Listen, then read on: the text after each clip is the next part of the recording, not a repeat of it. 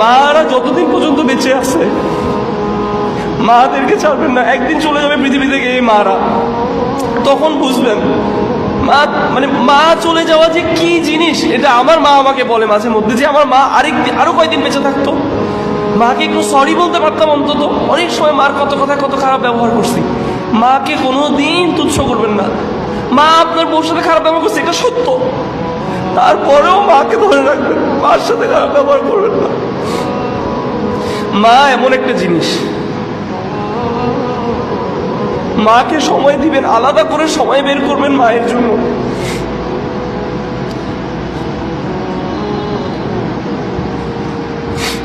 কোনোদিন মায়ের চোখে চোখে তাকাবেন না, কোনোদিন মার দিকে চোখ গরম করবেন না।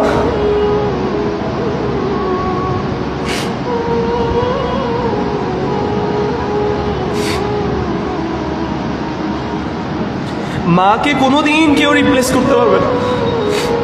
মা যত ভুল করুক, ভালো না লাগলে দূরে চলে যাবেন, একটু যেয়ে চুপ করে বসে থাকবেন, তাও মার দিকে তাকায় হাসবেন, মার জন্য দোয়া করবেন।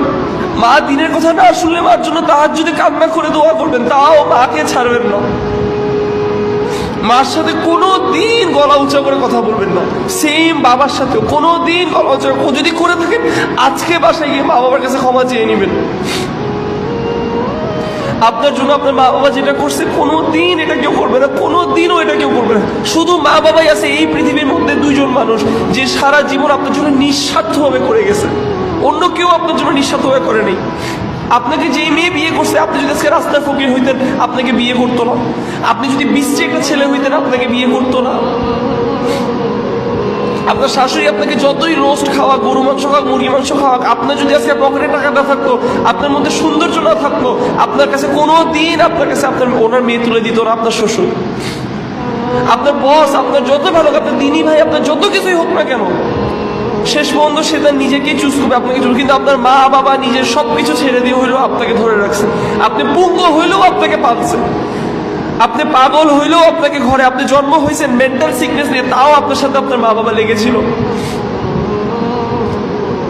আপনি বৃদ্ধ হয়ে যাওয়ার পরে আপনি যদি বিছানার মধ্যে পেশাব পায়খানা করেন, হইতে পারে আপনার বউ আপনাকে ফালা রেখে চলে যাবে, কিন্তু আপনার মা বাবা যদি বেঁচে থাকে, বুড়া বুড়ি মা হইলেও আপনার পেশাব পায়খানা মুছবে, কারণ আপনি তার সন্তান। মা বাবাকে কোনোদিন ছাড়বেন না। মা বাবার শুকরিয়া গুজার আমরা কিভাবে করব? তাদেরকে বেশি বেশি ভালোবেসে এবং তাদের জন্য দোয়া করে, বেশি বেশি দোয়া করে।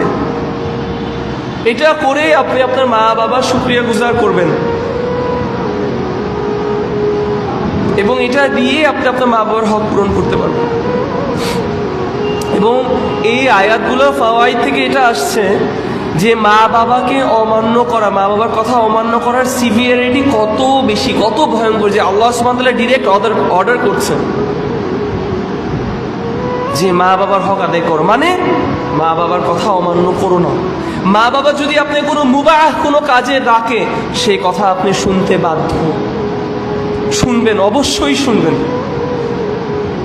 ঝগড়া করবেন না, তর্ক করবেন না। মা যদি পছন্দ না করে আপনার লাল কালার কাপড় পরা, অথবা আপনার সবুজ, বাদ দেন, দরকার নেই আপনার ওই লাল কালার পাঞ্জাবি পরা। মা যদি পছন্দ না করে আপনার ওইখানে যাওয়া, দরকার নেই আপনার যাওয়া।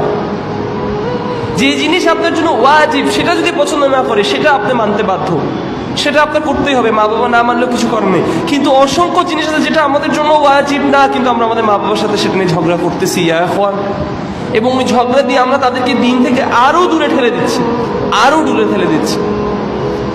এমনও সময় আছে তারা বলছে, তুই যে ব্যবহার করছিস এটা যদি ইসলাম হয়, আমি ইসলাম চাই না।